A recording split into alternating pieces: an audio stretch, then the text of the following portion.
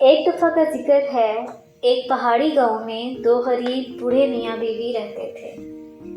سردیوں کی ایک شام دونوں آگ کے پاس بیٹھے تھے اور باتیں کر رہے تھے کہ بیوی نے کہا، میرا دل مچھلی کے کباب کھانے کو چاہ رہا ہے، لیکن ہمارے پاس اتنے پیسے نہیں کہ مچھلی خرید سکیں۔ بوڑھے آدمی نے بیوی کو تسلی دیتے ہوئے کہا، تم پریشان مت ہو، مجھے یاد آیا کہ میں نے اس سال کچھ ٹوکریاں خریدی تھیں، میں انہیں بیچ کر مچھلی خرید لوں گا۔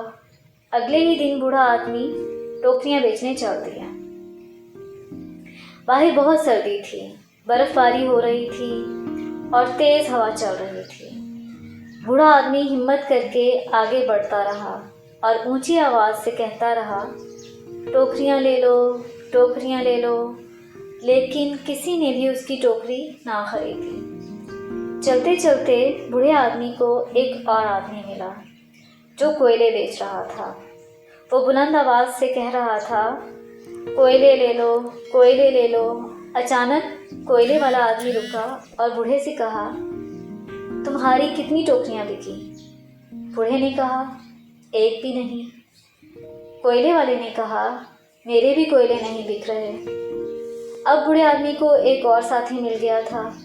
دونوں اکٹھے آگے بڑھنے لگے اور آوازیں لگانے لگے۔ جیسے جیسے دن ڈھلنے لگا، ان دونوں کی ہمت جواب دینے لگی۔ برف باری اب شدت اختیار کر گئی تھی۔ آخر کار رات ہونے لگی اور اب دونوں نے فیصلہ کیا کہ وہ گھر واپس چلے جائیں۔ ابھی تک وہ کچھ بھی نہ بیچ پائے تھے۔ کوئلے والے نے کہا، ہمیں اپنی چیزیں گھر واپس لے جاتے ہوئے اچھا نہیں لگے گا، کیوں نہ ہم اپنا سامان آپس میں بدل لیں؟ بوڑھے نے کہا، یہ تو بہت اچھا خیال ہے۔ اس طرح انہوں نے اپنی چیزیں ایک دوسرے کے ساتھ تبدیل کر لیں اور اپنے اپنے گھر چل دیے۔ بوڑھا گھر پہنچا تو سردی سے اس کا برا حال تھا۔ اس نے بیوی سے کہا، میں ایک بھی ٹوکری نہیں بیچ سکا، لیکن اب ہمارے پاس کوئلے ہیں جن سے ہم اپنے گھر کو گرم رکھ سکتے ہیں۔ انہوں نے کوئلے جلائے اور سونے کی تیاری کرنے لگے۔ جب وہ دونوں گہری نیند میں چلے گئے تو آگ میں سے ایک چھوٹا سا بونا باہر آیا۔ اس نے ان دونوں کی طرف دیکھا اور کہا، مجھے آج اس بوڑھے پہ بہت رحم آیا اور میں نے اسے یہ جادوئی کوئلے دیے ہیں جو کہ کچھ دیر میں ہی سونے میں تبدیل ہو جائیں گے۔ یہ کہہ کر بونا وہاں سے چلا گیا۔